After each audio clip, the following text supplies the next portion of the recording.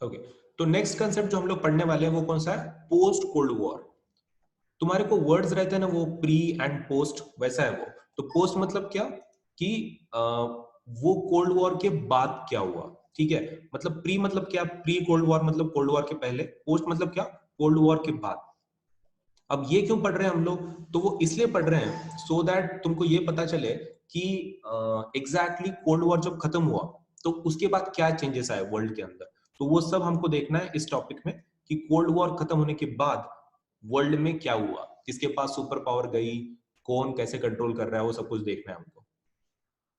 अब post world war का सबसे पहला जो इफेक्ट आया वो ये है कि अमेरिका सुपर पावर बन गया, ठीक है। हाँ, और एक जो डिफरेंस तुमको ध्यान में रखना है कि अगली बार से जो भी हिस्ट्री के या फिर सपोज सोशल साइंस के जो लेसन होंगे उसके लिए मैं क्या करने वाला हूँ, इस टाइप के डायग्राम्स यूज करने वाला हूँ माइंड मैप्स के। तो इसको और सुधारा जाएगा, ये तो जस्ट ट्री स्ट्रक्चर है, लेकिन माइंड मैप जनरली हम लोग यूज करेंगे सो दैट फिर कैसे तुम्हारे पास एक ही पेज में सब इंफॉर्मेशन आ जाएगा जिसको तुम याद करने के लिए फिर यूज कर सकते हो। तो मुझे थोड़ा सा टाइम लगेगा उसके लिए, लेकिन माइंड मैप्स हम लोग जरूर यूज करेंगे फ्रॉम नेक्स्ट सेशंस। जो भी हम लोग पढ़ाएंगे उसमें से पढ़ाएंगे माइंड मैप के थ्रू, सो दैट तुम्हारा जो मेमोराइजेशन है वो थोड़ा और फास्ट हो जाए। अब कोल्ड वॉर पे आते हैं तो दो सुपर पावर थी। कौन थी? एक था अमेरिका, दूसरा कौन था? Soviet union. तो सोवियत यूनियन तो बर्बाद हो गया, डिसइंटीग्रेट हो गया, टुकड़े टुकड़े हो गए उसके। अब उसके बाद एक ही सुपर पावर बच गई कोल्ड वॉर के बाद, और वो कौन है? अमेरिका। अब तुमको ये पहला ध्यान में रखना है कि कोल्ड वॉर एंड कब हुआ था। तो कब वो एंड हुआ था? वो 1991 में, क्योंकि पीरियड तो हमको पता है कोल्ड वॉर का क्या है, 1945 से लेके 1991 तक, 1991, राइट। तो उसी वक्त किसका डिसइंटीग्रेशन हो गया? सोवियत यूनियन का। और एक ही सुपर पावर रहेगी वर्ल्ड के अंदर, कौन सी? America, right. अब उसके बाद जो सेकंड पॉइंट है वो कौन सा है? Conducive atmosphere for trade and economic relations. Conducive मतलब क्या? सुहाना मौसम। सुहाना मौसम किस चीज के लिए? For trade and economic relations. अब तुम बोल रहे होंगे कोल्ड वॉर खत्म होने का और सुहाना मौसम बनने का क्या रिलेशन है? सुहाना मौसम मतलब तुम्हारा वेदर नहीं, किसकी बात कर रहे हैं? About economic relations, trade and economic relations. पहले क्या हो रहा था? वो ग्रुप बन गए थे ना, किसके किसके गैंग बन गए थे?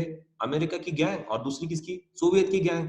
लेकिन उसकी वजह से क्या हो रहा था, जो अमेरिका वाली गैंग के जो कंट्रीज हैं वो सोवियत के गैंग के कंट्रीज के साथ रिलेशन नहीं बना रहे थे, उनको ट्रेड नहीं कर रहे थे, मतलब उनके अंदर ट्रेड ही बंद हो गया था। मतलब मान लो कि दो कंट्रीज हैं, चाइना है और इंडिया है। मान लो कि इंडिया इसको ज्वाइन हो गया, अमेरिका को ज्वाइन हो गया, और चाइना मान लो रशिया को ज्वाइन हो गया, सोवियत को ज्वाइन हो गया। तो इसकी वजह से क्या हो रहा था, इंडिया और चाइना में भी झगड़े चल रहे थे, और हम लोग ट्रेड भी नहीं कर रहे थे, मतलब हमारे इसमें कोई इंपोर्ट एक्सपोर्ट नहीं था इंडिया और चाइना में। ये एक एग्जांपल दे रहा हूं मैं। मतलब इससे प्रॉब्लम क्या हो रहा था कोल्ड वॉर की वजह से, कि जो भी कंट्रीज के ग्रुप बने थे, whatever the groups are, लेकिन वो एक दूसरे के अंदर ट्रेड ही नहीं कर रहे थे। और वो क्यों हो रहा था? कोल्ड वॉर की सिचुएशन की वजह से। लेकिन कोल्ड वॉर जैसे ही खत्म हुआ तो मौसम सुहाना बन गया, अब कोई झगड़े ही नहीं कोई भी कंट्रीज के बीच में, क्योंकि मेन एक ग्रुप तो गायब हो गया ना, एक की गैंग पूरी गायब हो गई। इसकी वजह से क्या हो गया, बहुत सुहाना मौसम बन गया, किस चीज के लिए? इकोनॉमिक एंड ट्रेड रिलेशंस के लिए। मतलब कंट्रीज के बीच में अब इंपोर्ट एक्सपोर्ट मस्त आराम से होने लग गया। तो ये सबसे बड़ा चेंज था। ऊपर से ये नेक्स्ट जो पॉइंट है वो क्या है? Capital, labour market and information circulated through out the world. ये बहुत इंपॉर्टेंट है। तो किस चीज की सर्कुलेशन शुरू हो गई? कैपिटल की, लेबर की, मार्केट की और इंफॉर्मेशन की। एक एक समझ के लेते हैं इसका मतलब क्या है। तो कैसे था? वो जो उन्होंने मार्केट बंद करके रखे हुए थे, किसने? सोवियत यूनियन ने। प्लस जो कंट्रीज इन ग्रुप के पास थी वो एक दूसरे के साथ कोई रिलेशंस नहीं रखना चाहती थी, तो वो चेंज हो गया। अब क्या हो गया, सभी कंट्रीज एक दूसरे के अंदर ये चीजों का फ्लो होना शुरू हो गया। पहला फ्लो किसका शुरू हो गया कंट्रीज के बीच में? कैपिटल का। कैपिटल मतलब क्या होता है? पैसा, मनी। कैपिटल कोई भी हो सकता है, it can be infrastructure capital और it can be money capital, लेकिन कैपिटल का मतलब जनरली होता है पैसा, ठीक है। तो पैसे का फ्लो शुरू हो गया कंट्रीज के बीच में। पहले अलाउ नहीं था ना, क्योंकि सब लोग शक करते थे पैसा जब आएगा दूसरे कंट्री से तो अपने कंट्री के ऊपर वो इनडायरेक्टली कब्जा करेगा, ऐसा उनको लगता था। लेकिन अब कोल्ड वॉर खत्म हो गया, पैसे को आन दो, ठीक है, पैसे जब आएंगे तभी तो देश की उन्नति होगी।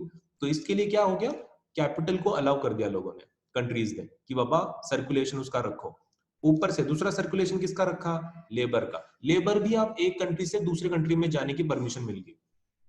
अब ये क्यों चाहिए, देखो कोई कंट्रीज के पास बहुत सारा पॉपुलेशन होता है, जैसे कि उसमें का बेस्ट एग्जांपल कौन सा है, इंडिया। तो तुमको तो पता है अपनी पॉपुलेशन इतनी ज्यादा है कि वर्ल्ड के ऑलमोस्ट सेकंड रैंक पे अपन चाइना के नीचे, और चाइना को भी सरपास कर देंगे आने वाले समय में, ठीक है। तो हमारे पास लेबर बहुत है, और उतने जॉब्स है क्या हमारे पास, नहीं है। तो कोई कंट्री में जाके अगर हमारे लेबर्स को जॉब मिल रहा है, अच्छी बात है ना, वैसे भी उनके पास लोग कहाँ है। तो बाकी के कंट्रीज का इशू क्या है, उनके पास लोग नहीं है काम करने के लिए।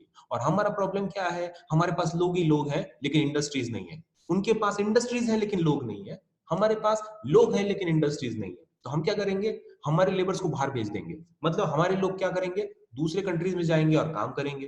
तो ये पॉसिबल क्यों हो पाया, क्योंकि कोल्ड वॉर खत्म हो गया, ठीक है। तो ये अच्छी बात होगी, लेबर का भी मूवमेंट शुरू हो गया, मार्केट भी ओपन हो गए। वो तो तुमको पहले ही बोला, पहले क्लोज थे, अब ओपन हो गए मार्केट। और इंफॉर्मेशन का भी सर्कुलेशन होने लग गया।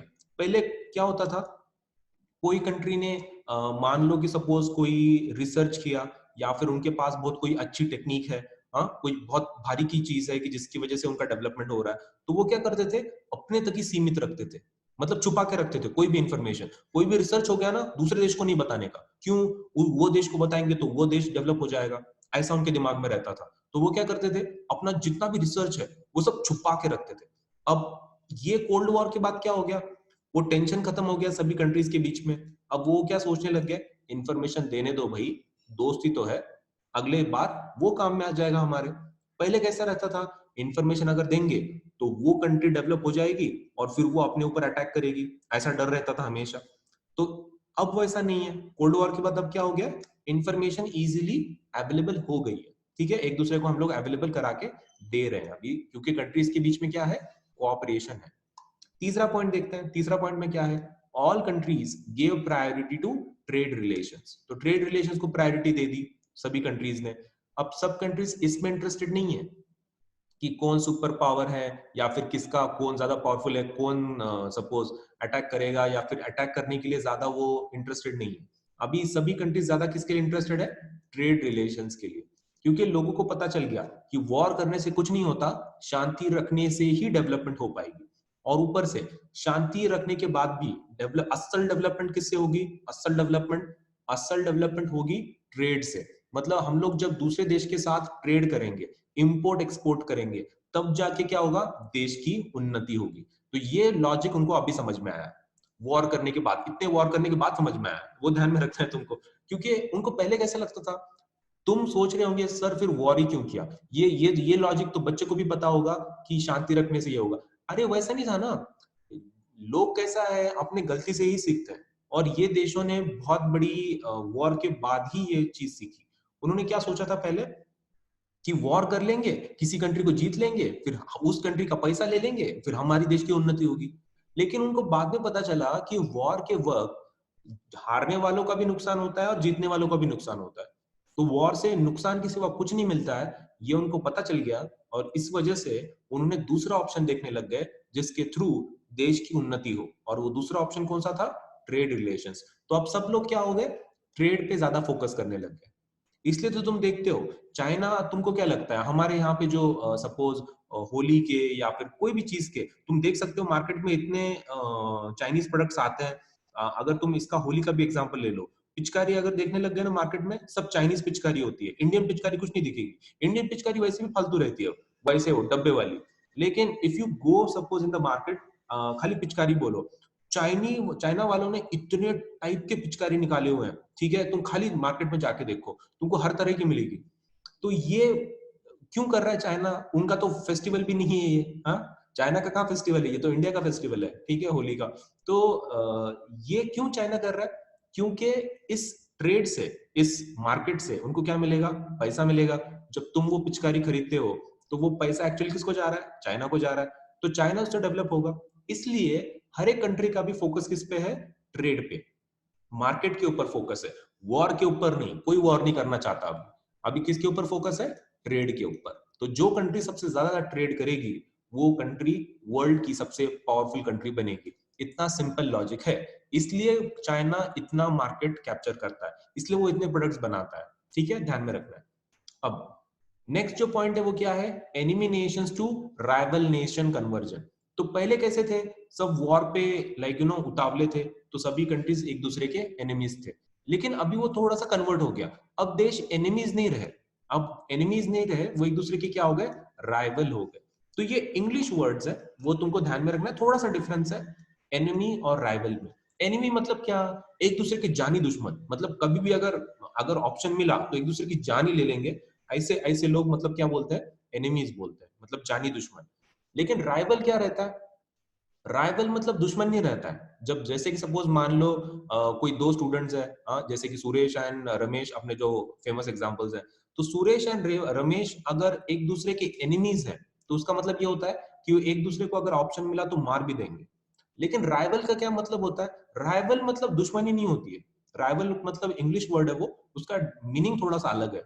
राइवल का मतलब ये होता है कि सुरेश एंड रमेश अगर राइवल है, इसका मतलब ये हो रहा है कि वो एक दूसरे को ऑब्जर्व करेंगे और एक दूसरे की जो अच्छी चीजें हैं वो लेके खुद को डेवलप करेंगे। मतलब उनमें झगड़ा नहीं होगा, वो खाली एक दूसरे से सीखेंगे और अपना डेवलपमेंट करेंगे। तो इस टाइप के कंपटीशन को क्या कहा जाता है, राइवलरी बोलते हैं। ठीक है, तो राइवल मतलब क्या, एक दूसरे से सीखना, एनिमीज नहीं रहते। राइवल मतलब क्या, दूसरे से सीखना और अपना डेवलपमेंट करना। जैसे कि जितने भी स्टूडेंट्स हैं अभी अपने ग्रुप में, ठीक है, ये एनटीसी के और एचबीबीसी के, तो तुम एक दूसरे के एनिमीज नहीं हो, तुम एक दूसरे के क्या हो, राइवल्स हो। वो तुमको ध्यान में रखना है। राइवल मतलब क्या, इसमें जेलसी नहीं रखनी है, सामने वाला अगर होशियार है तो तुमको एक्सेप्ट करना पड़ेगा, उससे कुछ सीखना पड़ेगा। तो ऐसा मत सोचो कि सामने वाला एनिमी है तुम्हारा, क्या सोचना है तुमको, वो सामने वाला राइवल है, उसकी जो भी अच्छी चीज है वो फॉलो करो। तो सभी कंट्रीज किस में कन्वर्ट हो गए, enemy countries to rival countries, enemy nations to rival nation conversion हो गया कोल्ड वॉर के बाद। नेक्स्ट जो है, तुमको वो ऑर्गेनाइजेशन का नाम याद होगा कि जो वर्ल्ड वॉर वन के बाद बनी थी, उसको क्या बोलते हैं, लीग ऑफ नेशंस। ठीक है, तो लीग ऑफ नेशंस था, एलएन, लीग ऑफ नेशंस। तो लीग ऑफ नेशंस किसके बाद बनी थी, वर्ल्ड वॉर वन के बाद बनी थी। किसके लिए, पीस रखने के लिए सभी कंट्रीज में। तो वैसे वो तो ऑर्गेनाइजेशन ने कुछ काम किया नहीं, वो ऑर्गेनाइजेशन से कुछ हुआ नहीं क्योंकि वो पावरफुल नहीं थी, जिसकी वजह से ही वर्ल्ड वॉर टू हुआ था। वर्ल्ड वॉर वन होने के बाद सेकंड वर्ल्ड वॉर ना हो, इसलिए हमने लीग ऑफ नेशंस बनाया था। तो लीग ऑफ नेशंस का जो काम था वो तो उसने ठीक से किया नहीं क्योंकि वो पावरफुल नहीं थी। इसके बाद वर्ल्ड वॉर टू के बाद हमने ये सोचा कि बाबा अब तो वॉर नहीं होना चाहिए। ठीक है, वर्ल्ड वॉर टू के बाद अच्छा वॉर नहीं होना चाहिए, तो ये उसके लिए ऑर्गेनाइजेशन कौन सी बनाई हमने, यूनाइटेड नेशंस। और ये पहले के ऑर्गेनाइजेशन से काफी स्ट्रांग है। लीग ऑफ नेशंस उतनी पावरफुल नहीं थी इसलिए वो बंद हो गई, लेकिन यूनाइटेड नेशंस जो है ये ऑर्गेनाइजेशन काफी स्ट्रांग है और इसका भी काम वही है कि जो लीग ऑफ नेशंस का था, क्या, कि वॉर ना हो और जितने भी डिस्प्यूट्स हैं अलग अलग कंट्रीज के, तो वो वहां पे सॉल्व हो सके। ये इस चीज के लिए वहां पे वो ऑर्गेनाइजेशन बनाई गई है। तो यूनाइटेड नेशंस का काम क्या है, अलग अलग कंट्रीज के डिस्प्यूट सॉल्व करना और उसमें कोऑपरेशन और जो ट्रेड एक्टिविटीज है वो बढ़ाना। तो सब कुछ अच्छा डेवलपमेंट करने के लिए यूनाइटेड नेशंस बनी है और वॉर खत्म करने के लिए। तो कोल्ड वॉर के बाद कैसा है, ये कब बनी थी, वर्ल्ड वॉर टू के बाद यूनाइटेड नेशंस। लेकिन कोल्ड वॉर कब खत्म हुआ है, 1991 में। अब तुम सोचो ना, 1945 के बाद अगर सपोज यूनाइटेड नेशन बनी है, स्टिल कोल्ड वॉर तो हुआ ही ना, दो कंट्रीज तो अच्छा खासा झगड़ रहे थे, कौन, अमेरिका और सोवियत, 1945 के बाद। तो यूनाइटेड नेशन क्या कर रहा था, सो रहा था क्या तब। तो यू हैव टू अंडरस्टैंड कि इवन दो 1945 के बाद अगर कोल्ड वॉर हुआ, फिर भी जब यूनाइटेड नेशंस था उसके बावजूद अगर कोल्ड वॉर हुआ, इसलिए ये बोला जाता है कि अब जब खत्म हो गया कोल्ड वॉर तो यूनाइटेड नेशंस का रिस्पॉन्सिबिलिटी बढ़ गया है। तो किसका रिस्पॉन्सिबिलिटी बढ़ गया है, यूनाइटेड नेशंस का, क्योंकि वो होने के बावजूद कोल्ड वॉर हुआ था। तो अब उसके ऊपर बड़ी जिम्मेदारी है कि भाई वर्ल्ड वॉर तो न छो, लेकिन कोल्ड वॉर जैसा भी सिचुएशन ना है, क्योंकि कोल्ड वॉर के वक्त भी बहुत टेंस सिचुएशन था पूरे वर्ल्ड में। इसलिए उन्होंने क्या बोला, किसकी अब जिम्मेदारी बढ़ गई है कि ये वॉर लाइक सिचुएशन ना हो, यूनाइटेड नेशंस की। अब इंटरनेशनल फोकस देखते हैं। ये जो मैं बोल रहा था ना कि पहले फोकस किसके ऊपर था कि ट्रेड एक्टिविटीज बढ़े, और नहीं ट्रेड एक्टिविटीज नहीं, सपोज वॉर के कब होंगे, किसको दोस्त बनाए, किसके ऊपर कैसा वॉर करें, कौन सी कंट्री को जीते, वो फोकस था ना पहले। अब वो फोकस चेंज हो गया है। अब वो फोकस किस चीज पे आ गया है इंटरनेशनल का? पहला जो फोकस है मेन पूरे मुद्दा पूरे वर्ल्ड का, वो है एनवायरमेंट प्रोटेक्शन। क्योंकि अभी कोऑपरेशन हो गया है ना सभी कंट्रीज के बीच में, तो वो अभी उनका फोकस उस पे नहीं है, वॉर पे, किसी चीज पे। वो किस पे फोकस कर रहे हैं? एनवायरमेंटल प्रोटेक्शन पे। तो ये पहला पॉइंट है, एनवायरमेंटल प्रोटेक्शन। अब इसके ऊपर कंट्री का फोकस होने का क्या जरूरत है? एनवायरमेंट तो एनवायरमेंट है, उसको तो कोई भी कंट्री सॉल्व कर सकती है, वैसा नहीं है।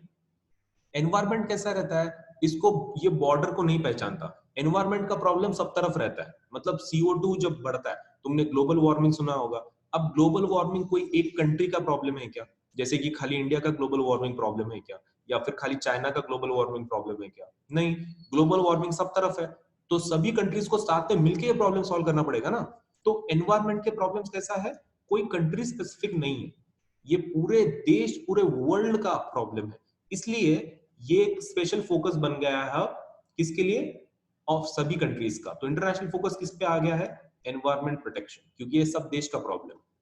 दूसरा है फोस्टरिंग ह्यूमन राइट्स। तो ह्यूमन राइट्स मतलब कौन से?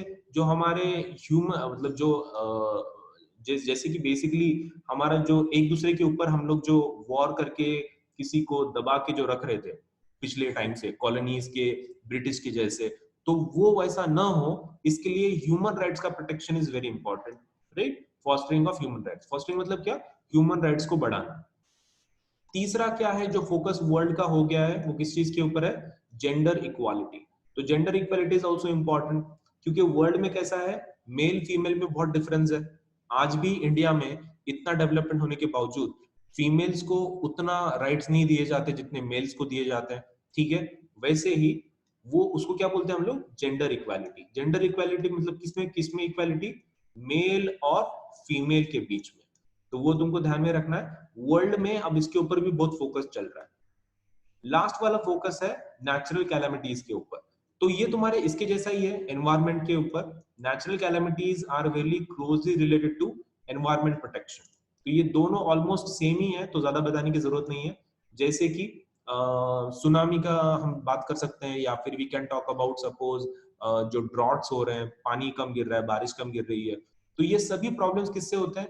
एनवायरमेंट का प्रोटेक्शन ठीक से नहीं किया तो होते हैं। तो इसलिए नेचुरल कैलामिटीज को एक साथ सॉल्व करने के लिए भी एक इंटरनेशनल फोकस है। जैसे कि तुम्हारा सुनामी को प्रोटेक्शन के लिए, सुनामी कैसा रहता है? अंडरग्राउंड अर्थक्वेक होता है पानी के अंदर का।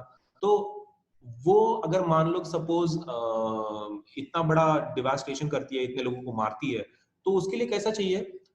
देशों का कोऑपरेशन चाहिए रे, कि टेक्नोलॉजी चाहिए डेवलप, कि हम लोग उसको डिटेक्ट कर पाए, हमारे लोगों को इंटीमेट कर पाए। उससे प्रोटेक्शन कुछ ना कुछ तो चाहिए ना, सुनामी जैसे सब कुछ चीजों से। अब वो कैसे कर सकते हैं हम लोग? Only through cooperation. देशों के बीच में अगर कोऑपरेशन नहीं होगा, अगर अलग अलग देश के साइंटिस्ट साथ में काम नहीं करेंगे ये प्रॉब्लम को सॉल्व करने के लिए, तो ये प्रॉब्लम तो सॉल्व ही नहीं होगा कभी।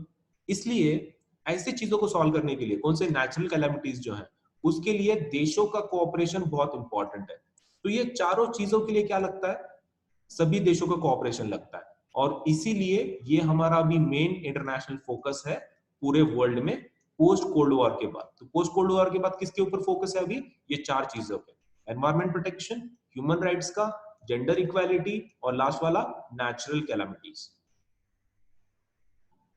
अब लास्ट वाला कंसेप्ट देखते हैं, ग्लोबलाइजेशन क्या है। एक्चुअली ये हमने देखा है थोड़ा बहुत पहले के लेसन में, हिस्ट्री के, ग्लोबलाइजेशन थोड़ा बहुत मैं तुमको समझाया था, लेकिन उसका थोड़ा सा डिटेल देखते हैं। What is globalization? ये है हमारे को टेक्स्ट बुक में। अब ग्लोबलाइजेशन का मैंने तुमको क्या बोला था, जो कंसेप्ट बोला था पिछले लेसन्स में, वो ये था कि ग्लोबलाइजेशन मतलब ये होता है कि तुम्हारी मार्केट्स को ये करना, सपोज जो एक्सटर्नल फंडिंग जो आ रही है, मतलब सपोज बाहर के लोग, फॉरेनर लोग इंडिया में जो इन्वेस्टमेंट कर रहे हैं, वो पहले अलाउड नहीं था, उनको अभी हमने अलाउ किया, तो उसको क्या बोलते हैं? ग्लोबलाइजेशन।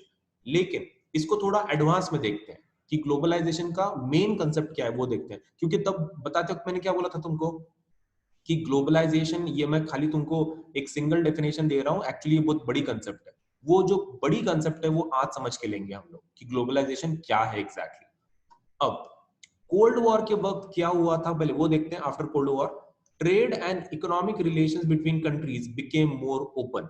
तो वो तो ऑलरेडी हमने देखा है कि पहले मार्केट क्लोज थे, अब ओपन हो गए थे कोल्ड वॉर के बाद, क्योंकि अमेरिकन कंट्रीज वो तो ओपन ही थे, मतलब अमेरिका और अमेरिका के जो दोस्त हैं वो तो ऑलरेडी उनका ओपन मार्केट था। लेकिन किसने और ओपन किया? सोवियत यूनियन के गैंग ने। अमेरिकन गैंग ऑलरेडी ओपन थी, दूसरी कौन सी गैंग कन्वर्ट हो गई ओपन इकोनॉमी में? सोवियत यूनियन वाली। तो कोल्ड वॉर के बाद मेन इफेक्ट क्या था? सभी मार्केट ओपन हो गए। अब उसके बाद देखते हैं ग्लोबलाइजेशन और इसका क्या संबंध है। तो क्लोज्ड मतलब क्या होता है? क्लोज्ड मार्केट, तो तुमको क्या बोला मैंने, बाहर के कंट्रीज वहां पे आके बिजनेस नहीं कर सकते। मतलब जैसे कि हमारी कंट्री अगर क्लोज्ड है इकोनॉमी, तो चाइना, रशिया, अमेरिका, कोई भी कंट्री हमारे इधर आके कुछ नहीं कर सकती। इसका मतलब क्या होता है? Closed economy, right? हमारे मार्केट के ऊपर कुछ नहीं कर सकती वो। ग्लोबलाइजेशन उसके अपोजिट होता है। ग्लोबलाइजेशन का मतलब होता है कि तुम पूरे बाकी के कंट्रीज को अलाउ कर रहे हो तुम्हारे मार्केट में आने के लिए, और यहाँ पे बहुत सारे अपॉर्चुनिटीज का फायदा लेने के लिए तुम अलाउ कर रहे हो। उसको क्या बोलते हैं? ग्लोबलाइजेशन। तो ग्लोबलाइजेशन का क्या मतलब होता है कि बाउंड्रीज जो है तुम्हारी, बाउंड्रीज वो ओपन कर रहे हो। तो boundaries between Nations didn't remain sacrosanct. Sacrosanct का मतलब क्या होता है कि वो पवित्र नहीं रहे अभी बॉर्डर्स। मतलब पहले कैसे रहता था कि तुम्हारे बॉर्डर में किसी को भी घुसने नहीं देते थे तुम, बाकी की कंट्रीज को। लेकिन ग्लोबलाइजेशन में क्या किया उन्होंने? उस बॉर्डर को वो भूल गए। सभी देश क्या बोल रहे हैं कि बॉर्डर नहीं होनी चाहिए, हम लोग सभी ह्यूमंस है, पूरे वर्ल्ड को हम लोग शेयर कर रहे हैं, इसलिए साथ में मिलके डेवलपमेंट करना चाहिए पूरे वर्ल्ड का। ऐसा सभी कंट्रीज सोच रहे हैं, इसलिए वो क्या कर रहे हैं, अभी बाउंड्रीज को इतना सैक्रोसैंक्ट नहीं समझ रहे हैं। मतलब पहले के जैसा था ना, एकदम एकदम टफ, हमारी बॉर्डर, हमारा देश, किसी को यहाँ पे अलाउड नहीं है। अब वो सब बंद हो गया है। अभी सभी देश दूसरे देशवासियों को क्या कर रहे हैं? अलाउ कर रहे हैं कि हमारे देश में आओ, खुद का डेवलपमेंट भी करो, हमारा भी करो। ऐसा चल रहा है। तो बाउंड्रीज हैव चेंज्ड, और इसी का मतलब क्या होता है? ग्लोबलाइजेशन। ग्लोबलाइजेशन मतलब क्या? ग्लोब के वर्ड पे फोकस करो। ग्लोब मतलब क्या होता है? अर्थ, ठीक है, हमारा अर्थ को ग्लोब बोलते हैं हम लोग। तो पहले कैसा था? बहुत सारे कंट्रीज का डिवीजन था, अलग अलग कंट्रीज। लेकिन ग्लोबलाइजेशन में क्या कंसिडर कर रहे हैं हम लोग? पूरा वर्ल्ड एक देश है। पूरा वर्ल्ड एक देश है, मतलब हम अलग अलग कंट्रीज उसमें डिस्कस नहीं कर रहे कि इंडिया अलग, चाइना अलग, रशिया अलग। ग्लोबलाइजेशन मतलब क्या? कि पूरी वर्ल्ड एक ही कंट्री है, ओनली वन कंट्री। पूरी वर्ल्ड मिला के क्या है? एक कंट्री है, और सभी हम लोग क्या है? एक ही देश के वासी हैं, और वो सभी लोग हम लोग कौन है? ह्यूमंस हैं। और पूरी कंट्री का नाम क्या रख रहे हैं हम लोग? वर्ल्ड। ठीक है, तो पूरे देश या अलग अलग जो देश हैं, हम उस पूरे चीज को भूल रहे हैं, और हम लोग क्या बोल रहे हैं उसको? ग्लोबलाइजेशन। इसका मतलब क्या होता है कि पूरे वर्ल्ड के कंट्रीज का डिवीजन जो है हम लोग उसमें भूल रहे हैं, बॉर्डर्स को भूल रहे हैं, और सभी चीजें अलाउ कर रहे हैं। तो उसको क्या बोलते हैं? ग्लोबलाइजेशन। अगर तुमको ध्यान में रखना है ना ग्लोबलाइजेशन शॉर्ट में, तो इतना ध्यान में रख लो कि तुम्हारे मार्केट को ओपन करना, तुम्हारे मार्केट को ओपन करना, इसी का मतलब होता है ग्लोबलाइजेशन शॉर्ट में। ठीक है, अब मार्केट किन चीजों के लिए ओपन करना है? तो मार्केट को चार चीजों के लिए ओपन करना है। पहला कौन सा? कैपिटल। तो ग्लोबलाइजेशन में तुम बोल रहे हो ना कि बॉर्डर को ओपन कर रहे हो, तो किस चीज के लिए ओपन कर रहे हो? तो पहला है कैपिटल के लिए, मतलब पैसा, पैसे के लिए तुम ओपन कर रहे हो। ठीक है, तो lots of foreign investment dollar के फॉर्म में, ठीक है, बाकी की करेंसीज में। तो कैपिटल तुम ओपन कर रहे हो, तो कोई भी बाकी के देश का, बाहर के देश का, हमारे देश में आके इन्वेस्टमेंट कर सकता है, या फिर हमारे देश के भी लोग बाहर के कंट्रीज में जाके वहां पे इन्वेस्टमेंट कर सकते हैं। तो ये अलाउ किया है। दूसरा लेबर का। लेबर का तो तुमको मैंने डिटेल में समझाया है। जरूरत है, हमारे जैसे कंट्रीज को तो बहुत ही जरूरत है, क्योंकि हमारे को पास पॉपुलेशन ज्यादा है और जॉब उतने नहीं। तो उल्टा अच्छा हो गया है कि बाहर की कंट्रीज ने अलाउ किया है कि हमारे यहाँ पे आके काम करो। अच्छी बात है ना, हमारे जब जाएंगे वहां पे तो काम करेंगे। तो लेबर का भी शुरू हो गया है ग्लोबलाइजेशन के अंडर। तीसरा है मार्केट को ओपन करना, तो वो तो डिस्कशन करने की जरूरत नहीं है। और लास्ट वाला है इंफॉर्मेशन। तो इंफॉर्मेशन का एग्जांपल भी तुमको बोला मैंने। रिसर्च वगैरह कैसे रहता था? पहले दबा के रखते थे, लेकिन अभी सर्कुलेट हो रहा है वो। और वो क्यों हो पा रहा है पॉसिबल? गवर्नमेंट ने भी ओपन कर लिया है ऊपर से। ये इंफॉर्मेशन सर्कुलेशन पॉसिबल हो पा रहा है डेवलपमेंट ऑफ आईटी का वजह से। तो इंफॉर्मेशन टेक्नोलॉजी जो डेवलप हो गई हमारी, जैसे कि हमारे पास ईमेल है, मोबाइल है, व्हाट्सएप है, ट्विटर है, फेसबुक है, जीमेल है। आजकल तुम जो इंफॉर्मेशन है, एक बटन दबाने से तुम इंफॉर्मेशन एक जगह से दूसरी जगह पे भेज सकते हो। वर्ल्ड के किसी भी कॉर्नर में तुम इंफॉर्मेशन भेज सकते हो। पहले वैसा नहीं था ना, पहले मोबाइल नहीं थे, व्हाट्सएप नहीं थे, तो कोई मैसेज भेजने के लिए भी कैसा करना पड़ता था, वो कंट्री में जाना पड़ता था, वहां पे तुमको पढ़ना पड़ता था, इंफॉर्मेशन भी के लिए तुमको बुक्स में देखना पड़ता था। लेकिन आजकल सिचुएशन वैसे नहीं है ना, तो ग्लोबलाइजेशन ज्यादा क्यों बढ़ा है? एक one of the reasons is information जो है आजकल इजीली एक्सेसिबल हो गई है आईटी की वजह से। मतलब दुनिया में किधर कुछ भी हो, तुमको लगे with the very next second तुमको पता चल सकता है इंटरनेट के थ्रू। ठीक है, तो डेवलपमेंट ऑफ आईटी की वजह से किसकी डेवलपमेंट होगी? इंफॉर्मेशन की। तो ये चार चीजें तुमको ध्यान में रखनी है, एग्जाम में पूछेंगे कि ग्लोबलाइजेशन में किस चीज का सर्कुलेशन शुरू हो गया। तो ये चार चीजों का सर्कुलेशन हो गया। कैपिटल मतलब पैसा, लेबर मतलब मजदूर, मार्केट मतलब मार्केट ओपन करना, और इंफॉर्मेशन वो सर्कुलेशन किसकी वजह से हो पा रहा है? आईटी का डेवलपमेंट का वजह से। अब जो लास्ट पार्ट है ग्लोबलाइजेशन का वो देखते हैं, उसके कुछ एडवांटेजेस एंड डिसएडवांटेजेस हैं। तो एडवांटेजेस पहले देख लेते हैं, व्हाट इज द एडवांटेज। पहला, economies of different countries linked together. तो ये सबसे मेन एडवांटेज है। अर्थव्यवस्था एक दूसरे के साथ कनेक्ट हो गई है। जैसे कि इंडिया की अर्थव्यवस्था किससे कनेक्ट हो गई है? चाइना से। इंडिया का मार्केट चाइना के मार्केट के साथ कनेक्ट हो गया, चाइना का मार्केट अमेरिका के मार्केट के साथ, पूरा वर्ल्ड के मार्केट एक दूसरे के साथ कनेक्ट हो गए। तो इससे क्या फायदा हो रहा है? अपॉर्चुनिटीज बढ़ गई ना भाई, अपॉर्चुनिटीज इतनी बढ़ गई है, तुमको मेहनत अगर करोगे तो पैसा जरूर मिलेगा। ऐसा टाइप का सिचुएशन हो गया अभी। खाली क्या चाहिए? मेहनत करने वाला, क्योंकि सभी अर्थव्यवस्था क्या हो गई, इकोनॉमीज मार्केट एक दूसरे के साथ कंबाइन हो गए। Very important. तो all the economies of different countries are linked together, एक दूसरे के साथ लिंक हो गए। दूसरा, ट्रेड इंक्रीज्ड। ऑब्वियसली सब अब शांति है ना सब तरफ, तो ट्रेड हमारे बहुत बढ़ गए। पहले क्यों कम थे? क्योंकि वॉर लाइक सिचुएशन थी, कोल्ड वॉर की, वर्ल्ड वॉर 2 की, वर्ल्ड वॉर 1 की। तो वो क्या करते थे? एक दूसरे के साथ ट्रेड नहीं करते थे तब, क्योंकि उनको शक होता था कि बाबा दूसरी कंट्री हमारे दुश्मन है कि दोस्त है, क्या है, तो वो ट्रेड ही नहीं करते थे। लेकिन अब सब शांति हो गई है सब तरफ, तो हम क्या करते हैं? ट्रेड बहुत इंक्रीज हो गया, ट्रेड हैज इंक्रीज्ड। नेक्स्ट बात है इकोनॉमिक यूनिफिकेशन ग्रीव। ठीक है, ये जो इकोनॉमिक इंटीग्रेशन बोल रहे हैं ना हम लोग कि सबका लिंकअप हो गया, तो वो उल्टा बढ़ रहा है।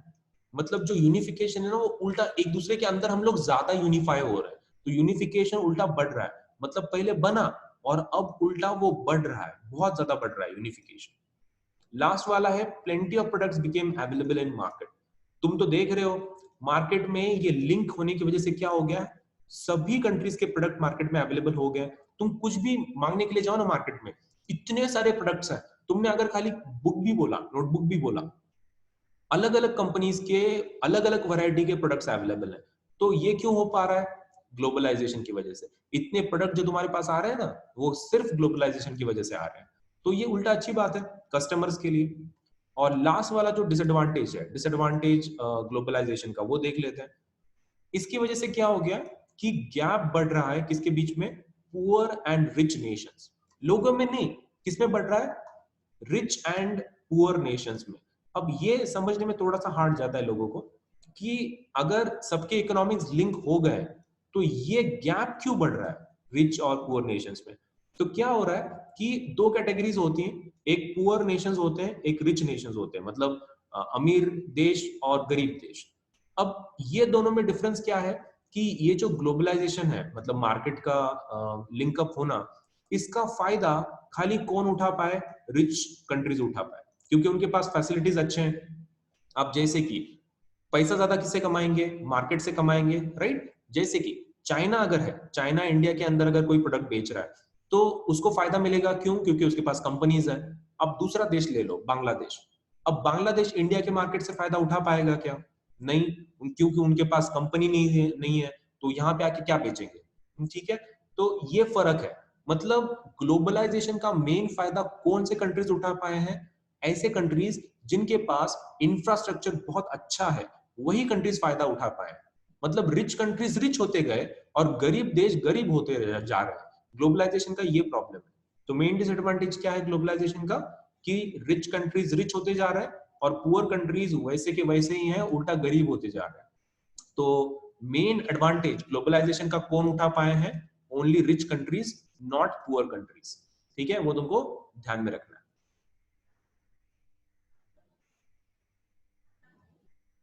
सो ये हमारा ये सेशन का एंड था ये पर्टिकुलर टॉपिक पे।